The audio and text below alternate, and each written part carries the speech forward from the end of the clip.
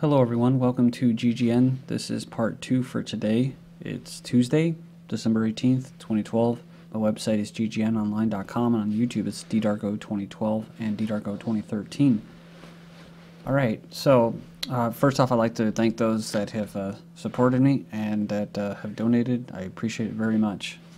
It says here, NATO turns up heat in the Syria psychological war. NATO tells tales of recently launched Scud missiles to retroactively justify these Patriot missiles deploying months in the making. It says in a recent bid to psychologically break the Syrian government and the military leadership, producing long sought-after defections. That's what they want, according to the Brookings Institute, defections.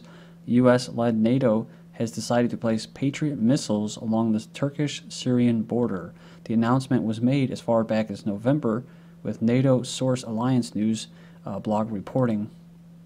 As a security precaution against potential large-scale military offenses from Syria, as Syrian shelling on the border raises tensions. This Syria shelling was by the actual rebel terrorists, the Free Syrian Army, that were being armed by the Turkish government. So they're the ones that are using these mortar shells, and they killed some Turkish citizens in the process, and that justified, along with these, quote, Scud missiles that no one has actually ever confirmed them using for these Patriot missiles. But some people say, are they for Syria?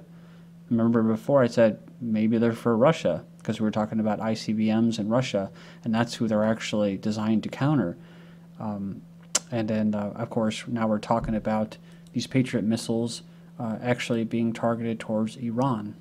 I'm going to keep moving, but if you want to, you can go in there and check it out. I've covered this many a times. The March 2012 Brookings Institution Middle East Memo number 21, assessing options for regime change, talking about Syria, in which Turkey and Israel would coordinate with one another and apply pressure along Syria's border, in turn putting pressure on Syria's leadership, forcing panic and defections while reducing pressure on NATO armed militants operating inside the country. You can go in there and check it out. It goes right into details about everything that's actually already happening. So, Iran is warning Ankara, Turkey, over NATO missile system. The Iranian military commander cautions Turkey against having Zionist defense lines, in quotes, on its territory. So the remarks by the army chief says the wise and the elite in Europe, talking about the Rothschilds who own Europe and the United States, among Israel, their own private state, U.S. and Turkey should dismantle the Patriots and take them away from the region before a fire breaks out. Again, the term fire breaking out, putting oil on the fire, fueling the fire. It says, we are a friend of Turkey. We want security with Turkey, not Turkey being attacked through Syria, so that they would want to deploy these Patriots here. These Patriot missiles are a defense line for the Zionists and a result of the West's concerns over Iran missiles and Russia's presence to defend Syria. Western countries approve of the deployment of these Patriot missiles on the Syria-Turkey border as they design a world war. Let's not forget about the 400 troops also that are going to Turkey, amongst the ones that are probably already there. And it's part of a larger NATO force to protect Turkish territory from potential Syrian missile attacks. At least that's what they say. The U.S. arms to Gulf allies hint of a strategy. The largest infusion of U.S. arms ever for Persian Gulf allies has shifted more towards offensive weapons at the same time that the President Obama's military strategy says it will rely more on allied firepower in a future war. The only war on the horizon for Saudi Arabia, the UAE, and 4 other Gulf coalition partners would be with nearby Iran. See, they have to call them Gulf coalition partners because really what they are, they're autocracies or dictatorships. And, well, they're supposed to be fighting to spread democracy, but they don't want to ever actually mention all these dictatorships that are actually funding it and then backing it. Again, if people could put one and one together, you know, and just use common sense and really just think independently, they'd be able to put these puzzle pieces together and see that, you know, they're being lied to and played. Or what some people refer to as being taken for a ride. Analysts say the Gulf nations could participate in a U.S. air campaign to strike Iran's nuclear sites. Thinking certainly is that Iran would retaliate against the Gulf states, or at least, again, the facilities in the Gulf that we use. Middle East analyst says they would certainly draw the Gulf states into any conflict that went on, and the Gulf might become embroiled in this conflict, and I think they've calculated it's best to be prepared. It says here the U.S. has sold air defense penetrating F-16s and F-15s, satellite-guided bombs, and a pending order for ordnance that can burrow deep and then explode. they're talking about what they have now. Iran indicts 18 U.S. officials over crimes. This is Iran's Judiciary spokesman has issued indictments of 18 American officials for involvement in Washington's crimes against the Islamic Republic. He noted before and after the 1979 Islamic Revolution, the U.S. has directly and indirectly committed myriads of crimes against Iran, and many terrorist activities and coups have been carried out through the direct or indirect involvement of Washington. Quote, in this regard, indictments have been issued for a number of U.S. officials, including some CIA officials, and have been sent to Tehran Justice Department to be pursued according to regulations. He also noted plans to issue separate indictments for a number of Israeli officials. Since 2009, 5 Iranian nuclear scientists have become targeted of Western-sponsored terror attacks, which have killed 4 of them. And then to their supposed ally, Russia. Russia ousts meddling of U.S. NGOs. The fake protests peter out and die down. Saturday, December 15th, saw a disappointing show for the Western-backed protesters in Moscow, with estimates of only a few hundred showing up. They were led by FAO communist Sergei Adelslav and confirmed Western-funded opposition leaders. I remember this guy, Alexei Navalny, and this Yashin and Boris Nemtsov. So even the Western media had to admit the momentum they had hoped for to incite is failing to materialize. I'm surprised this guy even showed up. He didn't get hauled off to the gulag, because they're coming for him legally. It says AFP's year-on Russia opposition subdued but not defeated, and Washington Post thousands protest against Putin, but opposition momentum has slowed. Despite unqualified attempts to embellish the size and strength of both the protests and opposition in general, reflect the winding down of the Western attempts to foment chaos across Russia. Washington Post cites Russian President Vladimir Putin's co-opting of opposition issues by actually addressing legitimate concerns regarding his government. There is also another dimension that is more muted, which is the Russian battle against foreign subversion. It says here, Reuters alludes to another possible explanation with the title, No Russian Revolution After a Year of Protests. They say here that Putin has been able to, through laws, basically silence critics, and they say that can be used to stifle dissent, tightening controls of the internet, imposing new checks on foreign-funded lobby groups, and broadening the definition of treason. Indeed, Russia has placed immense restrictions on the foreign-funded lobby groups and NGOs, demanding, oh, well, we already know what that is. These NGOs and stuff, USA, they're there to foment and interfere with their politics. So they've been able to handle that. Foreign subversion, however, requires a degree of deceit and exploitation towards targeted segments of the population. Subversion will not work if its agents are required to state on their pamphlets, websites, that they are foreign-funded, and particularly both the U.S. and opposition it has contrived inside Russia derided the pro-transparency legislation. What Reuters fails to mention is the so-called opposition is in fact foreign-funded. Like earlier this year with this Boris Nemtsov, earlier this year being caught slinking into the U.S. Embassy for a secret meeting with the newly appointed U.S. ambassador to Russia. This is what they're talking about. This is from South Carolina's a kind of a Associated Press, Rothschild's own little private media group. Russian opposition fights to stay relevant. So I actually read this article before I read the previous one, so I almost was starting to think, is this true? Is this true? But no.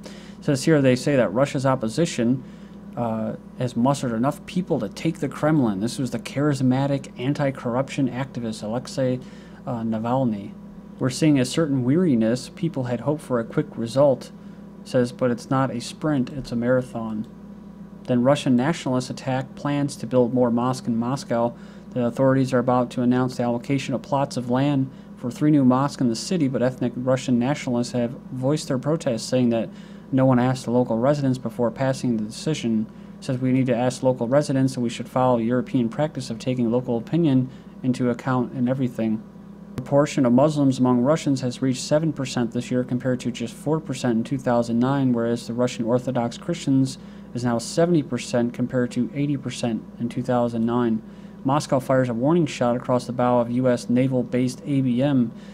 So they say the U.S. missile defense system near Russia's border strategically destabilizing and may prompt an arms race.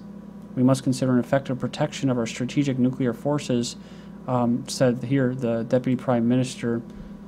Suddenly appearing on Russia's coastline was a naval-based element of U.S. missile defense system. Russia has warned U.S. and NATO partners on numerous occasions that unless the two sides can reach an acceptable agreement over NATO plans to unilaterally build a missile defense shield in Eastern Europe, another arms race is inevitable. One comment said that the U.S. and China are playing a geopolitical chess game in the Asia-Pacific region that could develop into a new Cold War as the U.S. allies adopt more aggressive posture towards China amidst increased militaristic meddling from Washington. The so-called Asia pivot to the Pacific is an aggressive policy that involves surging American presence, military presence throughout the region, aiming at containing China's rise. Which is why you're seeing this escalate as well, with Japan actually saying that China violated their airspace for the first time. And then you have what? Japan's election. Japan's Liberal Democratic Party has vowed to take a tough stance against China over the territorial disputes. In other words, this is Rothschild, this is the West flexing their muscle here. So this is supposed to be what? A conservative party. So they're actually what? They're going to be kind of like neocons. They're called the Liberal Democratic Party. I mean, talk about doublespeak in that. And then you have this other group, Democratic Party of Japan. The Democratic Party of Japan, I guess that's the more liberal part.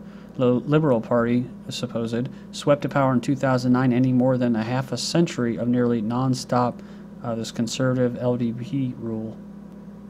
It says that its support slumped over what voters saw as broken promises, confused response to last year's tsunami. It wasn't confused at all, nuclear crisis, and noticed unpopular policies such as tax hikes and restart of nuclear reactors. Again, that wasn't him, that was the West telling them.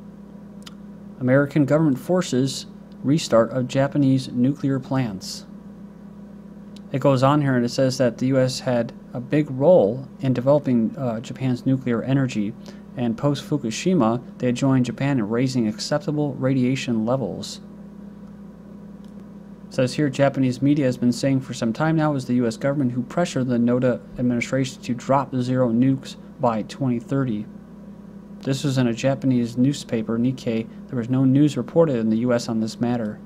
And just so you know, there's actually 14% of voters had planned to vote for the new Japan Restoration Party. It's a nationalist party led by an 80-year-old.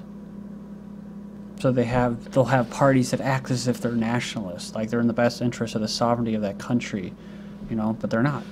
Russia to ban, and they get a lot of people fooled by that. Russia to ban U.S. adoptions in retaliation to this recent act. They approved an amendment banning any U.S. involvement in the adoption of Russian children. Isn't that interesting? So they named it the Dima Yakovlev bill. I guess it was a 2-year-old that was adopted who died after his American adoptive parents left him in a car for 9 hours in hot weather. But it's pretty, it's pretty interesting the timing of when this bill was passed. Bulgaria asked for permanent U.S. troops presence, says report. They've asked the U.S. to place a permanent military force in the country aiming at strengthening security in the region and increasing military cooperation. So this is Bulgaria. It's near Italy and Greece and Turkey. Macedonia and the Black Sea. Georgia to discuss military cooperation with Sweden and Bulgaria. The Defense Ministry discussed military cooperation with foreign ministers of Sweden and Bulgaria and the head of the Polish presidential administration. Let's not forget Zbigniew Brzezinski's comments on Georgia and Russia, which he said they will eventually become a candidate of a Russian ally, saying, I'm sure Russia's getting closer with the West is inevitable. Yeah, Georgia becoming an ally of Russia and Russia becoming an ally of the West. Georgia seeks to end confrontation with Russia. This is from December 17th. Said they seek to end confrontation with Russia. And Ukraine still swings between Russia and the West. After a Western intelligence orange revolution in 2004, Ukraine's been seeking a proper balance between its relations with East and West. All right, I'm going to stop here. I was going to do the, try to squeeze in the Connecticut shooting stuff, but I have a couple articles that I wanted to go through and actually a video about it. So please join me in part 3 and I'll cover that. This is GGN and I'm Darko. Thank you.